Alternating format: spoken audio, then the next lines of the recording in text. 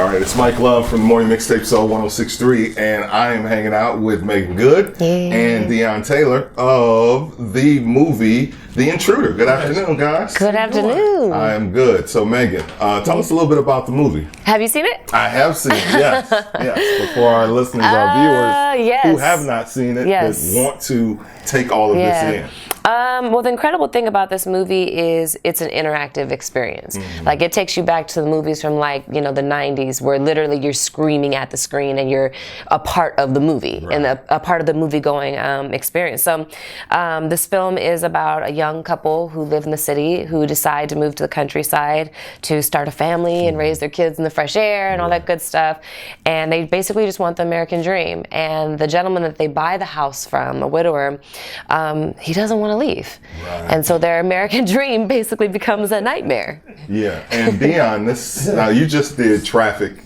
Yeah. So between you giving a black couple a hard time in Traffic, and then this, like, do you have a thing for torturing black couples, black married couples? Because in Traffic it was, you know, about sex trafficking. Yeah. So this husband and wife, you know, having this issue, and now this with the house. What's going on with that as far as, you know, is it about just putting people in a different kind of a light? I think what makes most thrillers great is dropping people into real situations where they have to escape from them. I mean, that's what thrillers are. You know what I mean? I think Traffic was, you know, obviously that film was based and grounded in some true events. You know what I mean? Right. And it took a really big twist in that movie in terms of what it represented and what it was. Right. And I like to say that film was me putting the medicine inside the candy. Got it. Because you went through a thing like, oh yeah, we on this ride, and all of a sudden you was like, yo, what is going on? Right. And this was the first time for me where I really felt like I'm gonna just do a commercial thriller.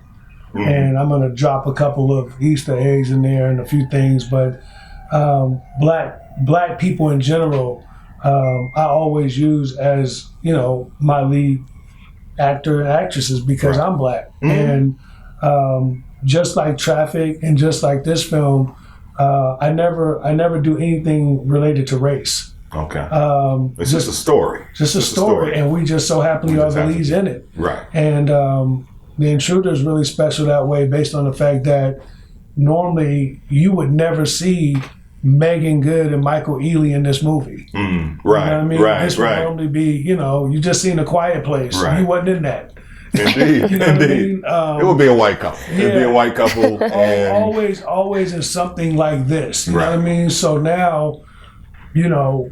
So with that said, though, as we watch the movies and scream at the screens, as you said, why are we just getting out of the house? Because that's what we've always said throughout all these years. Get out the house. As a matter of fact, I know I was saying, Meagan, what are you doing? Are you really about to let him in again? Yeah. I mean, the thing about it is, when I read the script, I instantly fell in love with the character because I could see her heart. Like, Meagan knows that person at 22.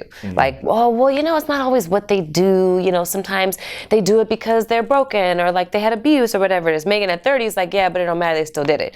Yeah. However, I could understand who she is. And as we got onto set and we talked about the character, there were moments where I was like, I feel like this is too far. People are going to want to strangle me. And Deon's like, no. You're He's right. like, You're right. Right. He was like, but that's what I want. That's the moment. The moment is we want people literally going, oh, don't do that. Oh, don't do that. Girl, watch out. Oh, look. You know what I'm saying? So he orchestrated it that way, intentionally. So once I got out of my own way and I stopped judging the choices that she made, and I started choosing to better understand why she was making those choices and the psyche, regardless of agreeing with them or not, it was more like, how does a person get to this place? Who is this person? What's her heart like? What's her backstory? What's her history? Why, you know, was she bullied? What was it, you know? So once I got into that and just focused on the authenticity of her arc, it was it's incredible to see that what he anticipated is exactly what's happening, and then it also, you know, it has a good payoff. It has a good arc. So it does. I'm appreciative for that part too. And Deon, you said Easter eggs. I saw a little of The Shining. I saw a little of what's the stabber movie in the shower?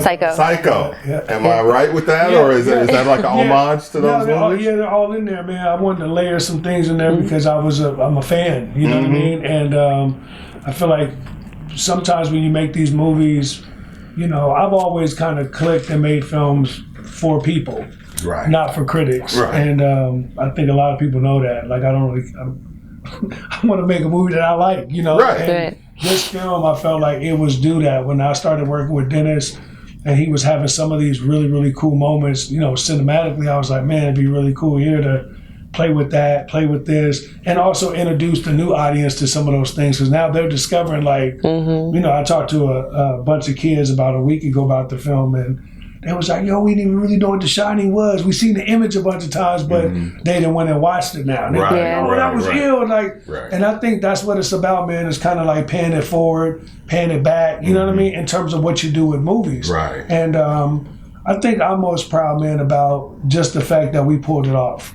Okay. You know what I mean? Like, independently, the film was done 100% independent. Yeah. Meagan was the first person out of everybody to be like, I'm in. You know what I mean? She Dope. knew it was me. She knew it was our money. She was like, I'm in. You know what I mean? And then followed by Dennis Quaid. Dennis Quaid came second. Okay, I wrote him a letter. Wow, dope. He knew she was attached. He was like, I think I've seen her before. I liked her. Very beautiful girl. You know what I mean? I'm like, Right. yeah, man, she's fine. You know what I mean? And then That's last was Ely. And everybody came and played, man. And we did this movie not knowing that we would be blessed enough to have someone, one of the biggest companies in the world like Sony, to be like, hey, we love it. We want to take it out. Wow. And now here we are, man. It's just been full circle, and what a cool movie, man. I mean, really, like, That's nice. we've been like screening and screening. And Right. I can't talk. I've been talking for 2 weeks, and I'm still like, yo, we had a lady in Kansas City pass out watching the movie. And I'm like, and she's sitting behind me, and I just heard the lady like doing a scene. I'm like, Right. she all right? I mean, was it like her diabetes kicking in? Like maybe it was some No, other at the black end of the people film, what's element? happening is people are screaming and yelling, Right. and I don't want to get a movie away. You've seen it. I saw it. Yeah. But there's a couple moments where if you're really like into it, you're really screaming and yelling. Right. Right. And I right. just heard her go, ugh. And I look back and I'm like, yo, where my asthma scared. pump at? You know what I mean? I'm trying to find my asthma pump. I'm like, and she fall down, and I'm like, yo, we look back there and help her up or whatever. And she's Okay. like, I'm okay. It was just too, she couldn't take it. It got you know what I it. mean? It got pretty it was great. intense for So her. anyway, so she did not die. And she's okay. That's good. That's then good. I'm like, then we high five. Like, yeah, that's what we do. Right. We Yeah. make movies that been. make you pass out. Now, Meagan, let's talk about the Charlie's character. Yeah, What yeah. exactly is his? What is causing him to? Charlie. Yeah. What's causing him to be this guy? That is it about the house? Is it about what exactly is it that is driving him? Because the story is, as Yeah. you said, he doesn't want to.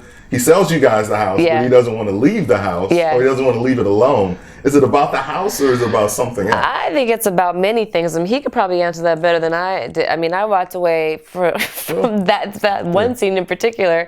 In that day, I got choked, I got bitten, and Dennis asked me to spit on him. So I was like, okay, y'all, see y'all tomorrow. So I think Deon would know better. I think what the Charlie character is through the storyline, what happens is this home is everything he has, right? And ultimately through the storyline, what happens is he can't keep it anymore. He can't pay for it. Right. It's over. They're going to take it. So he makes the wrong decision in his life, which is he sells it. But after he sells the house to them, he then quickly realizes, I want it back, but more so, I also want my house back. And wow, that could be my new wife. Yeah, that's so now he brown wants sugar. it all back. And he asks Joseph Sikora in the movie. He says, "What if you could get it all back? Right. Would you take a chance?" And Joseph says, "Yeah, I guess if you could get it all back." I mean, yeah, but it was kind of like a scene where it was like, Yeah, but about to come with an axe yeah, to your but chest. so I think for So he's Dennis, like, yeah, whatever you need, bro. Yeah, sure. He's crazy and he's psychotic, and I just thought that what a great character. You know what I mean? And it's almost like, not that we were playing with the line of The Shining, but what's interesting about Jack Nicholson in The Shining, what does he want? What is he doing? What was he trying to do in The Shining, right? Right. It's all about the book, you know what I mean? And trying to figure that whole thing out. And for this guy, it's like, what is he doing? He wants it all back. He wants his life, but he wants something from your life to be with him. Right. He can't do that. He can't take somebody's piece of their life, man. He can't have that. I really like your beard, man. You know what? I think I have your beard. That's like, what are you talking about? And Michael Ealy's character is like, no, this is my wife. This is my brown sugar. You can't have her. My brown sugar. We're gonna have to fight. We're gonna have to fight for that. Right. So let's talk about your character then, Meagan. Brown sugar. She kind of, I'm done. as a wife, she's kind of calling the shots. She wants the house in the country. She's a small town girl who now lives in San Francisco. They moved to Napa. Yeah. What is the real what is her reasoning behind leaving all the great things of the city behind? Is it more about what happened with her and her husband, or is it just going back to her country roots? I think for the way that I envisioned it in my head was that she experienced that already, and she was ready for something different, and she wanted to raise her children how she had been raised, in fresh air, with a backyard to run around and play soccer, and like mom and dad to that whole kind of life. And I think that she really felt like he kind of wanted it too, and at the point where it became obvious that he didn't, there was this disconnect between them, where he was constantly at work. She didn't trust him because of past issues that they had. And then when he come home, he's trying to reinforce his will on what he wants to happen, even though he's never there and she's there alone, So I think there was a lot of different things kind of going on there. And she's a housewife. Well, she owns her own business. Okay. And she writes and does stuff with women empowerment and self-love and all that kind of stuff. Okay. Yeah. So is it more about Deon trying to expose more blacks to the thriller horror genre, or is it just let's get more black faces on the screen with black directors and black producers? What's the ultimate goal with this movie? What are you trying to do? I think this movie just falls under the umbrella of my entire career. I think the initiative is to empower us in all aspects of entertainment, and to empower us, to let us understand that we can actually be in front of the camera, be behind the camera, and do things on a much higher level, collectively together. That's really what I'm after. Like, seriously, you know what I mean? This movie, not only is it financed by a black man, it's produced by a black woman. Right. It stars black people. Indeed. Right, and we own the IP. And we all worked collectively to do it. You know what I mean? And I think that's the energy around what I'm trying to do. And we're not doing the fashion. We're like, yo, this is black. You know what I mean? It's like, no, man, we just really out here really trying to empower and do it all together. You know what I mean? And show that we can actually do it together. So many times, man, we're like in this cycle, this crazy repetitive cycle where it's like, like she said it earlier, to another lady who was doing the interview, she was told before, like, you can't be the lead because you don't work overseas.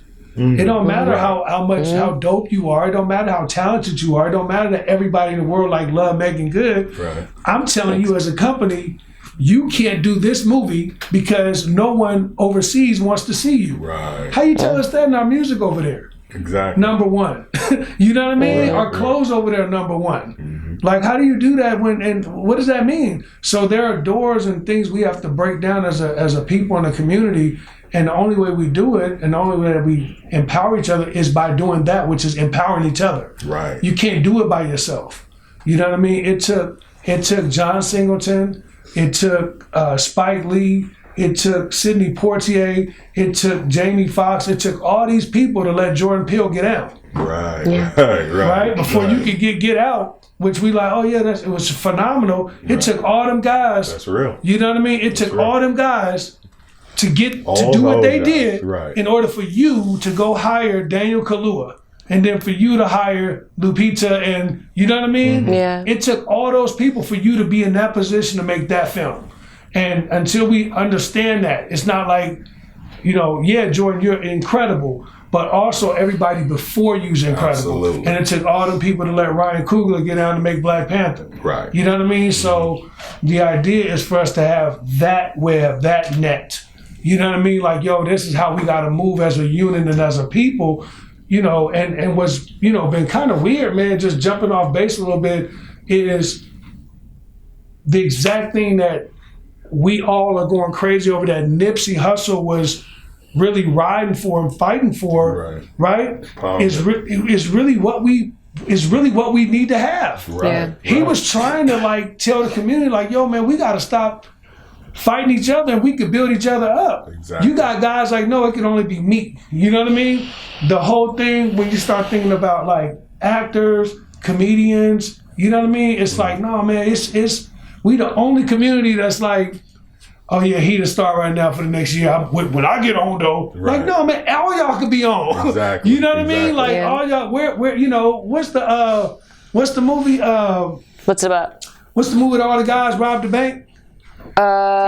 Oceans? No, Ocean's 11. Ocean's 11. Where's our Ocean's 11? Like, to this day, I'm still waiting to see the movie with Jamie Foxx, Will Smith, and Halle Berry. When we gonna see that one? Me too. Why haven't we ever seen Will Smith and Jamie in the film together? Why we never seen Will Smith and Halle in the movie together? That's right. Why we never seen Jamie and Denzel and Will? I'm just asking. Y'all tell me the Right. answer when y'all figure it out. Well, everybody in the It's room. the new Black Renaissance, and you're a part of So it. hopefully we gonna So do it, yeah, man. and that's what we So are. let's tell them right now. So Let's put them out Will, there. Jamie, Denzel, Meagan. You gotta jump in it. You gotta jump in this one. And And a Halle gotta be in it. And a Halle gotta be heist. in this. I want to work And a on that so heist bad. movie. We trying to put The together a heist heist movie. film, man. And We a gonna heist. direct it. He gonna talk about it. I He gonna absolutely film it am. with the camera phone. Look at we that. in, man. Let's go. All right, let's go. Deon Taylor, Thank you so much, Meagan man. Good, The Intruder in theaters May 3rd. Please see it. Please see it. It's a great movie, great time at the show. An old school scream at the screen Yeah. movie. Don't do it. What are you doing? Thank you, brother. Appreciate you. it. Yeah, appreciate you.